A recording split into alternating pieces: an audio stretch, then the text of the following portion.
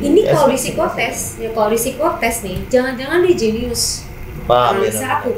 Kalau dia jenius, nih ciri-ciri anak yang di atas rata-rata itu sulit dimengerti oleh lingkungan.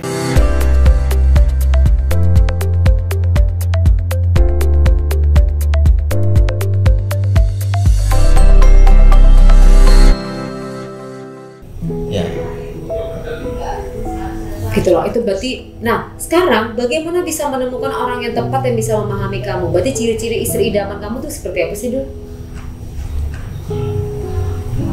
Selain cantik, manis, dan soleha, itu pasti. 3 ya, cantik, manis, soleha. Cantik, manis jadi 1 lah. Oh oke. Cantik, manis kan 1 paket. Paras ya. Ya, cantik, manis, soleha sendiri. Soleha, harus. Terus berakhlak mulia. Sama ini apa ya, yang bisa ngurusin aku gitu. Berarti memahami kamu. Ya, karena kan aku adik gitu ya, makanya dulu aku punya pernah deket sama cewek aku yang udah aku anggap kakak gitu. Oh berarti kamu senang diayomin ya? Diayomkan, ya diayomi. Figur itu mendekati figur bunda nggak sih? Iya. Iya sih. Berarti tanpa kamu sadarin, kamu mendeskripsikan 5 hal tersebut itu adalah gambaran bunda. Yang mana tuh? Yang tadi. Oh iya. Cantik, manis, gitu kan? Karena guys gini loh, kalau kamu melihat role model ideal sebagai seorang istri, kamu pasti nggak akan jauh melihat role model yang daily hari yaitu ibu kamu. Ini untuk yang cowok ya, tanpa sadarin loh. Iya, emang nyari yang kayak bunda. Iya kan, makanya kamu mengayomi tadi. Jadi perempuan yang struggle, strong, dan memahami kamu gak gampang nyari kayak bunda, ya gak sih? Ya makanya. Maksudnya figurnya tuh luar biasa loh. Ya sampai sekarang freelance. Iya, dia itu bisa switching gitu kan. Ini Bunda Maya itu bisa switching gitu loh, bisa switching jadi apa aja, anytime. Dia ngerjain apa-apa yang nggak kita pikirkan. Ngedit itu vlognya, kamu kira siapa yang ngedit? Itu dia sendiri loh. Terus dia ngarang lagu, dia bisa spontan. Spiritualnya baik, sebenarnya tanpa sadar itu. Nah, kira-kira di antara Tisa, Caca, sama Tiara, ada nggak nih yang mendekati? Ada salah satu. Ada. Kalau sebut nama? Iya, enggak. Aku nggak perlu nyebut nama. Aku baca ekspresinya aja kok. Ada salah satu. Ada salah satu ya, belum mendekati ya. Belum mendekati. Oke. Nah, tapi tadi nggak sebutin nama. Ya. Nah, terus di antara mereka 3, jangan-jangan salah satunya ada yang mendekati atau 3-tiganya yang mendekati? Digabungkan kepribadian yang mendekati. Gimana? Jangan-jangan ini bukan 1 nih. 3 karakter itu membentuk gambaran sosok ini. Enggak. 1 ya. Oke. Nah, berarti itulah gambarannya guys ya. Kan nggak perlu nyebutin namanya, tapi saya tahu dari ekspresinya. Oke. Nah, kemudian bicara mengenai musik sekarang, Dul. Ya. Mimpi. Apa tadi? Mimpi. Ya, mimpi besar kamu tuh mengalahkan Ahmad Dhani kah? Maya Estianty kah? Atau someone else? Lebih hebat dari apapun juga terhadap karir ya, musik. Kalau dari awal aku suka musik kan, bukan suka musik, dari awal aku memutuskan untuk bermusik gitu ya. Dari awal aku memutuskan bahwa musik adalah jalan hidupku. Itu kelas 1 SMP ya. Bener-bener ini jalan hidupku, sambil megang gitar tuh, ingat banget itu. Ya impianku ya pengen menjadi musisi terbesar di Indonesia gitu ya. Tapi aku sadar gitu ya, mimpi yang besar membutuhkan perjuangan yang besar juga gitu ya. Lah ya sekarang ya lagi struggle. Iya. Setelah meraih mimpi. Struggle ini kamu kamu beruntung ya, Dul. Gitu kan, kamu memiliki 2 orang tua yang legenda gitu kan. Pakar di bidang musik. Mas Dhani itu bahkan jenius kalau aku bilang ya. Dari sisi musiknya itu luar biasa, dia tahu semua sejarah gitu loh. Kemudian Bunda juga luar biasa gitu kan, dia bisa ngarang lagu, hit semuanya, perempuan gitu kan jarang kan, memproduserin itu jarang banget. Nah, hasilnya kamu. Pasti kamu tuh nggak jauh nih dari pohonnya, pasti gitu kan. Kamu lebih apa sih namanya, lebih beruntung karena kamu nggak dari nol. Ya. Udah anaknya mereka. Itu seperti apa sih? Punya bebankah kamu? Atau kamu mau lepas dari mereka? Pengen lepas. Justru malah aku dari nol gitu ya. Kamu masih dari nol sekarang? Semenjak aku keluar dari label Bunda. Jadi kan aku FYI ya, sebagai Guru Jailani, aku nggak di manajemen ayahku dari tahun 2014. Emang karena ada nggak cocok, nggak ada ideologi yang nggak cocok gitu ya. Dengan ayah ya. Dengan ayah. Akhirnya aku masuk label Bunda tahun 2014. Sempat rilis mini album tuh dulu sama bandku Grunge Backdoor gitu ya. Terus di label Bunda waktu itu lumayan dibantuin gitu. Terus ya aku orangnya ini ya, masih muda gitu ya, ibaratkan kalau keluarga di hutan tuh, anak tuh pengen nyari jalan sendiri. Iya, lagi belajar. Ya, aku waktu itu banyak perbedaan pendapat dengan Bunda juga gitu. Akhirnya Bunda menyuruh aku melakukan A, B, C, D. Aku nggak mau, Bunda, aku maunya gini, aku maunya I'm just doing what I love. Akhirnya sampai Bunda bilang, udah kamu cari label sendiri aja sana gitu. Oke, aku cari label sendiri. Sampai akhirnya tolak label juga. Itu sorry dulu, aku potong. Dari 2014, kamu masih sama Bunda setahun atau 2 tahun? Itu dari 14 sampai aku bener-bener jalan sendiri itu dari 2017. Berarti kurang lebih 2 tahun lah ya? 2 tahun itu masih di label Bunda. Kemudian kamu di situ ada merasa kayak ini agak beda gitu kan? Iya. Kamu ingin mencari jalan sendiri. Berarti kamu dari 2016 ya sendiri? 17 kayaknya. 2017, oke. Dari 2016 udah keluar, udah potong-panting tuh nyari label ini, nyari label itu. Nah itu berat nggak sih dulu yang tadi di backup sama Bunda, terus kamu mengambil keputusan itu berat nggak? Bisa dibilang dulu berat, sempat ngedown juga gitu ya. Sempat ngedown juga, ternyata industri nggak gampang ya. Karena kan dulu aku terbiasa dengan ini easy money. Ya kan, aku terbiasa dengan easy money gitu kan. Aku hidup dulu di laki-laki yang kerjaannya cuma panggung, terus dibayar, diatur sama ayah, sama Bunda. Tapi aku rasa itu nggak baik. Ternyata itu nggak baik, easy money ternyata nggak baik gitu ya. Buktinya apa? Ketika aku keluar dari label Bunda sama ayah, pas aku turun ke jalan, aku nggak tahu apa-apa tentang industri musik gitu ya. Terus Bunda bilang, kamu ya kalau itu kamu jalan sendiri aja, kamu cari label, cari apa. Akhirnya aku pertama kali cari label, sampai sekarang pun nggak ada yang cocok gitu ya. Karena emang gue orang yang terlalu idealis, sempat masuk satu label gitu ya. Cuma mungkin labelnya terlalu berat untuk menampung aku gitu ya, karena demandku banyak lah gitu ya. Sampai akhirnya aku memutuskan untuk ya udahlah, kalau misalkan memang nggak ada label yang mau, dan aku masih punya keyakinan dengan musikku, punya prinsip dengan musikku, aku jalan sendiri aja deh gimana caranya. Nah alhamdulillah waktu itu ketemu sama temanku, ada namanya manajerku lah, ada. Nah dia kebetulan emang udah berpengalaman di industri musik gitu ya. Akhirnya kita jalan sendiri gitu ya, jalan sendiri, ketemu orang, ketemu networking dalam pekerjaan ya, ketemu ini, ketemu itu. Oh ternyata musik tuh gini, oh ternyata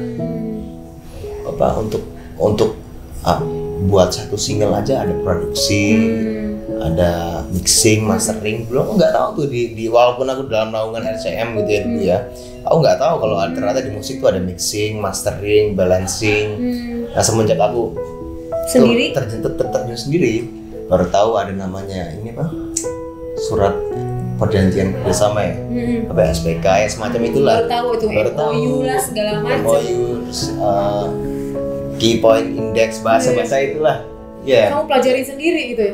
Learning by doing, akhirnya oh ternyata gini ya, oh gak gampang juga ya ternyata untuk bikin single gitu ya. Makanya pada awal sempat kecewa gitu sama Bunda. Ngedown, kenapa ya kok aku disuruh cari label sendiri, udah gitu gak ada yang terima gitu, ditolak-tolak gitu. Cuma akhirnya sekarang sadar gitu, mungkin kalau aku dulu dimanjain sama Bunda, gak pengetahuanku tentang industri musik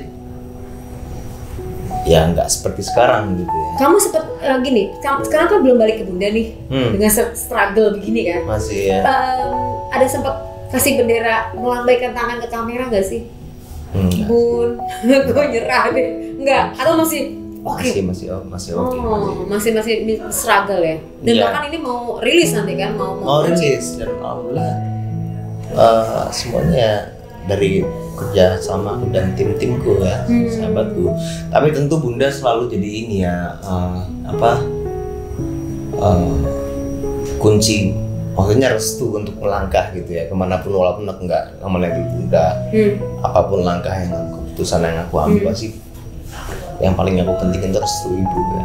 Aku percaya banget sama itu gitu ya. Yang penting seperti apa tuh? Restu ibu tuh menurut kamu tuh seperti apa sih? Ya misalkan Bunda mau kayak ini, aku baru alhamdulillah dapat sponsor untuk ini albumku. Bunda aku cerita gini aku jalan ya. Kalau misalkan Bunda larang ya aku nggak jalan gitu ya. Misalkan Bunda bilang oke, baru oke. Berarti kamu merasa dan meyakini bahwa doa ibu itu sangat doa ibu dan doa yang tulus, aku sangat percaya gitu. Kalau misalnya sama ayah, kedekatannya dari pembelajaran apa yang bisa didapat untuk musik? Ayah banyak ngajarin apa sih? Kalau sama ayah gini ya, banyak apa yang perlu dilakukan ayah itu aku lakukan juga dalam hidupku, dalam bermusik ya. Iya, bermusik ya. Contoh misalkan gini, aku lihat ayahku gitu di rumah gitu ya, aku lihat ayahku meeting sama partner-partnernya tentang musik gitu. Keren ya, meeting musik gitu ya. Saya image-nya keren lagi. Habis meeting, ayahku rekaman, langsung buat lagu. Dapat duit lagi ayahku gitu maksudnya. Terus aku jadi pingin rasa kayak ayahku gitu. Aku ke rumah, aku undang teman-temanku, meeting yuk. Padahal nggak tahu meetingin apa gitu ya. Meeting yuk, pingin kayak ayahku aja gitu, pingin kayak ayahku. Ayahku punya lagu nih, gini.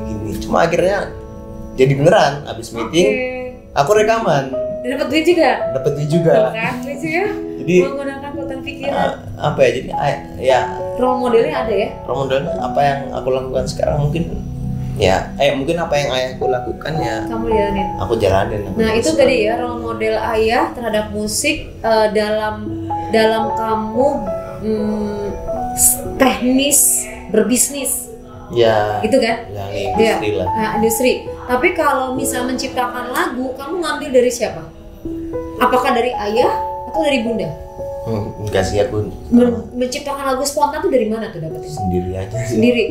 Kamu nggak. Tekniknya kamu niru siapa? Akan niru bunda, apakah niru ayah? Enggak bisa. Ya kalau niru ayah tuh kan dikit ya. Itu pun ditiru banyak musisi juga ya. Contoh misalkan nyomot puisi dari buku. Ya paling itu aja sih yang aku tiru. Kalau misalkan buat lagunya sih enggak niru ayah bunda gitu ya. Pure, ini aku gitu. Walaupun banyak yang bandingin gitu, lagunya dewa banget gitu. Ya apa anaknya gitu. Iya wajar dong. Darahnya gitu loh maksudnya. Nah di antara ayah dan bunda gitu kan gambarannya, deskripsiin dong bunda itu menurut kamu seperti apa sih? Sosoknya seperti apa sih? Bunda itu ya malaikat yang terlihat gitu ya. Contoh gitu misalkan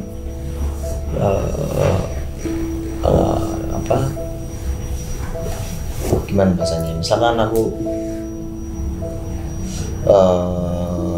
ngeliat bunda senyum aja tuh udah tenang banget gitu ya. Maksudnya aku lagi berjuang nih, misalkan lagi berjuang untuk kebaikan gitu ya. Udah mulai lemas, udah mulai ya berjuang untuk kebaikan kan kadang ada ininya juga ya. Bukan beban ya. Gak tahu bahasanya apa. Ibaratnya kalau sholat ada rasa malesnya dikit ya. Berbuat kebaikan kan harus pintar-pintar nyari kenikmatannya gitu kan. Kadang agak capek gitu untuk berbuat baik. Cuma pas lihat bunda senyum gitu terus ya itu oke bunda, aku bakal buat baik karena bunda gitu. Jadi ya paham gak sih? Jadi ya itu malaikat dan selalu ada gitu ya. Even kalau nggak sholat Jumat dimarahin tapi aku tetap dimasakin gitu ya. Malaikat banget gitu ya. Ya bunda malaikat yang terlihat gitu.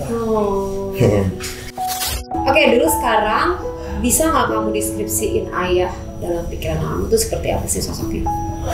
Ayah, kalau bunda itu malaikat ya.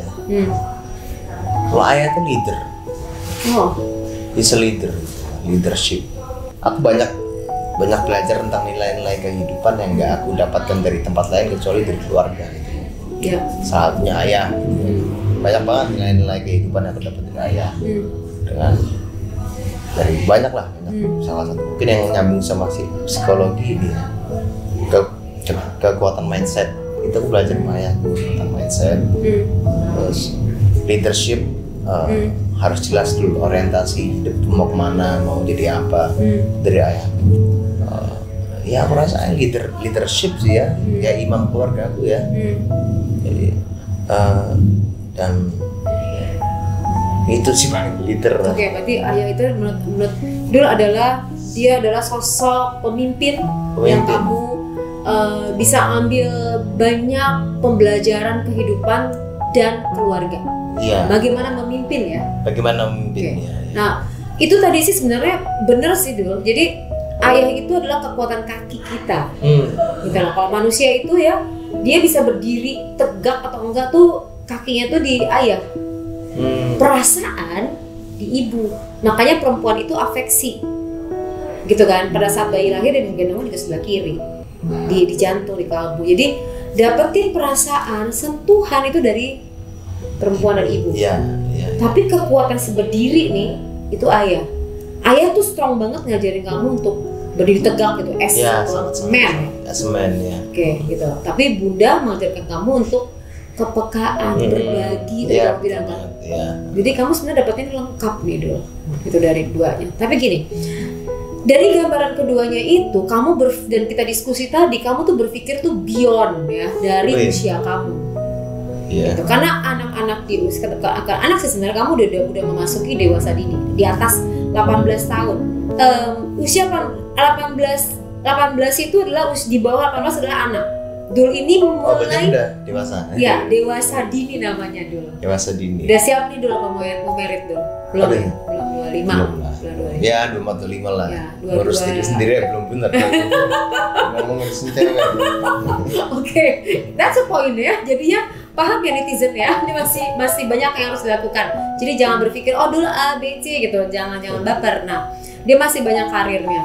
Sekarang bicara beyond, kamu berpikir keluarga lah di usia begini, artinya bukan keluarga menikah ya, artinya kamu memikirkan perasaannya ibu, perasaan ayah, di mana orang lain nih lagi usia kayak gini lagi ego banget, lagi karir, bahkan lagi ngejar-ngejarnya dia don't care nih untuk bisa membuat ibu tersenyum aja masih banyak banget yang antar aja deh masih belum, karena memang grafiknya itu memang ada.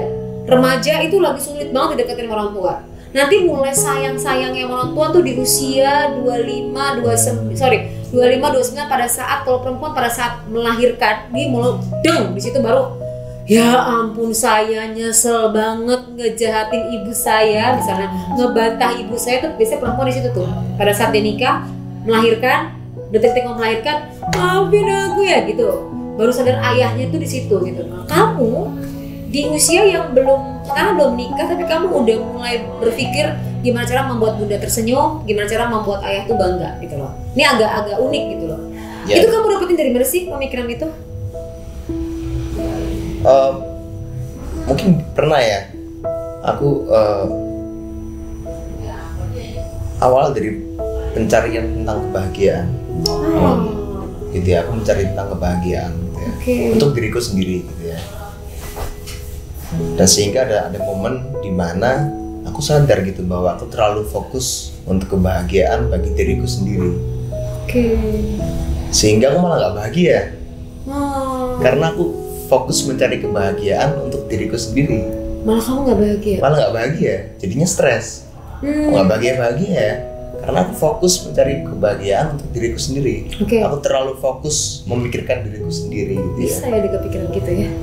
Sampai akhirnya aku mikir gitu, mungkin kebahagiaan itu adalah bukan untuk diri sendiri gitu ya. Mungkin apa yang namanya kebahagiaan ada mungkin gimana ya ngomongnya ya kalau misalkan fokus untuk diri sendiri kan contohnya kan aku main musik, aku ngejar wanita, apapun itu aku lakukan demi aku bahagia gitu ya. Cuma aku rasa ternyata itu nggak buat aku bahagia. Jadi yang aku harus lakukan apa ya biar aku bahagia? Coba aku buat adikku bahagia gitu ya.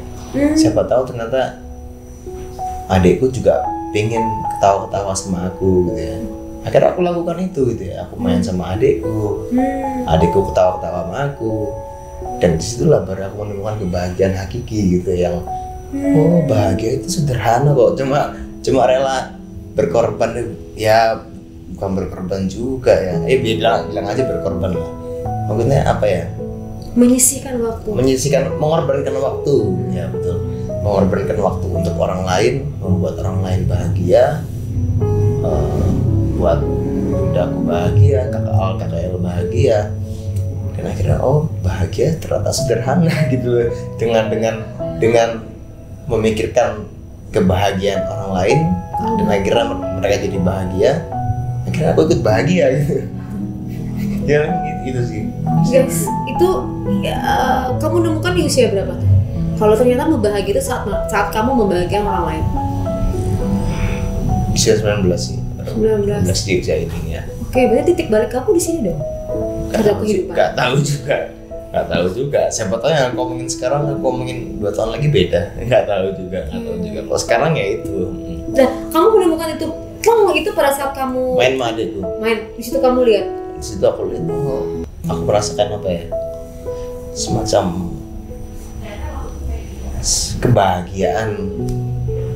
Tapi sentuhan pilunya itu lebih dahsyat ketimbang arti pilu itu sendiri. Ngerti gimana sih? Tenang banget loh. Aku adikku tawa-tawa sampai adikku megang tanganku gitu, ngajak main.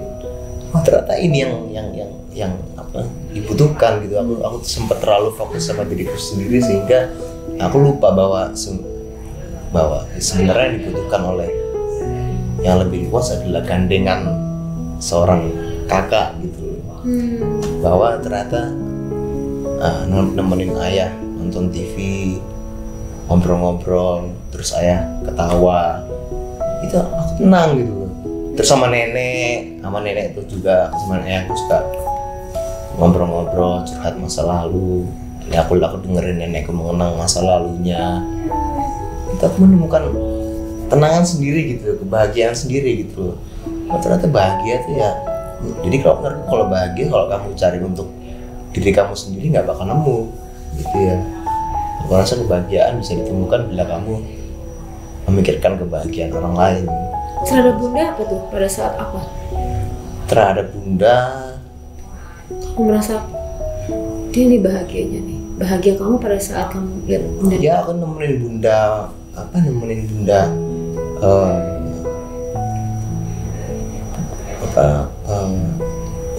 pacaran ya, udah nikah apa ya? Dating lah, dating sama Deddy Irwan Muslim itu adalah sebuah kebahagiaan yang hakiki bahwa oh ternyata aku nih keberadaanku di keluarga ini ternyata bermanfaat ya. Ternyata bundaku sama Deddy Irwan bisa ketawa kalau ada aku gitu ya. Oh dia itu sih. Itu kalau merasa berarti di situ tuh ya? Berarti ya, aku merasa berarti ketika aku merasa aku ini bermanfaat bagi. Berarti bahagia kamu saat kamu berharga, diterima dalam kehidupan orang lain yang kamu sayangi. Bisa dibilang. Ya, gitu ya. Bisa dibilang.